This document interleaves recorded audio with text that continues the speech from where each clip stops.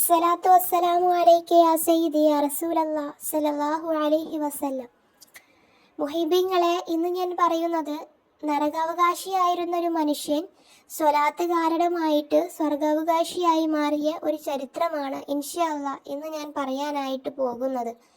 ഈ ഒരു ചരിത്രത്തിലെ ആ മനുഷ്യൻ എന്ന് പറയുന്നത് നമ്മൾ ഓരോരുത്തരായിട്ട് ആ മനുഷ്യൻ നമ്മളായിട്ട് സങ്കല്പിച്ചാൽ സ്വലാത്തിൻ്റെ മഹത്വവും മുത്ത് ഹബീബ് സല്ലല്ലാഹു അലൈഹി വസല്ലമ തങ്ങൾക്ക് ഉമ്മത്തിനോടുള്ള ഇഷ്ടവും സ്നേഹവും നമുക്ക് മനസ്സിലാക്കാനായിട്ട് പറ്റും.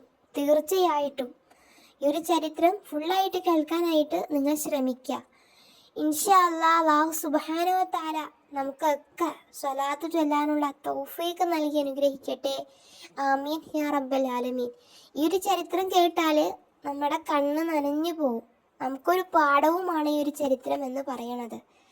വഴിക്കേണ്ട, നമുക്ക് ആ ചരിത്രം ഒന്ന് കേൾക്കാം. ആഖിറത്തിലെത്തുന്ന നേരത്ത് ഹബീബായ സല്ലല്ലാഹു അലൈഹി വസല്ലമ തങ്ങൾ പഠിപ്പിച്ചു, ഒരു പാവപ്പെട്ട മനുഷ്യന്റെ അമലുകൾ തൂക്കുന്നു. എല്ലാ അമലുകളും തൂക്കി നോക്കി, ഒന്നും അയാൾക്കില്ല.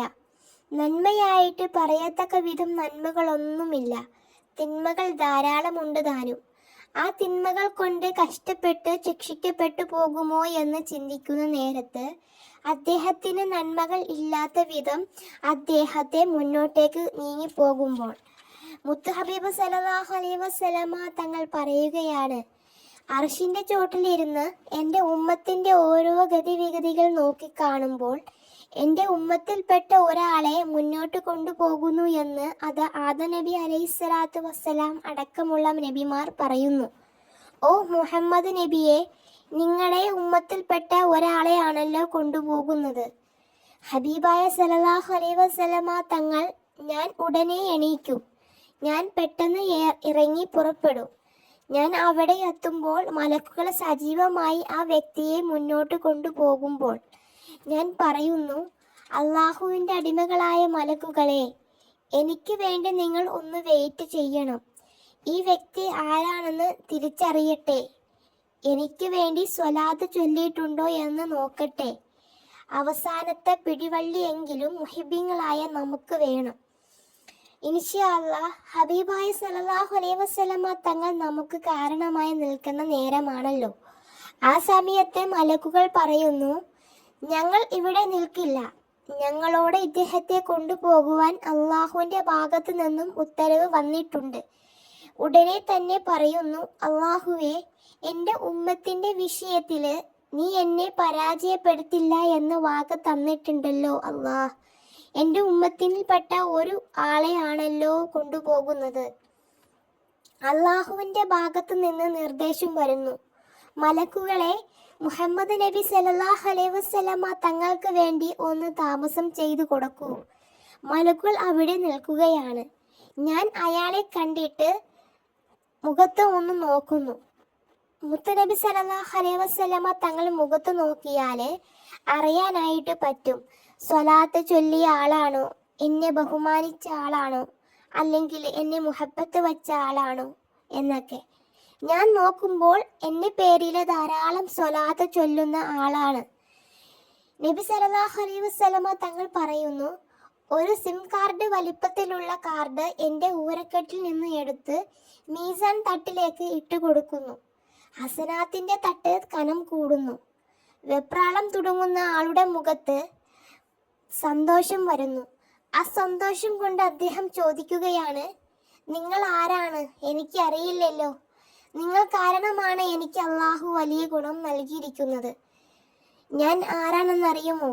അനാ മുഹമ്മദ് സല്ലല്ലാഹു അലൈഹി വസല്ലം, ഹാത്തിമുൻ നബിയീൻ, ഷഫീഉൽ മുദ്നിമീൻ. ഞാൻ അള്ളാഹുവിൻ്റെ റസൂലാണ്.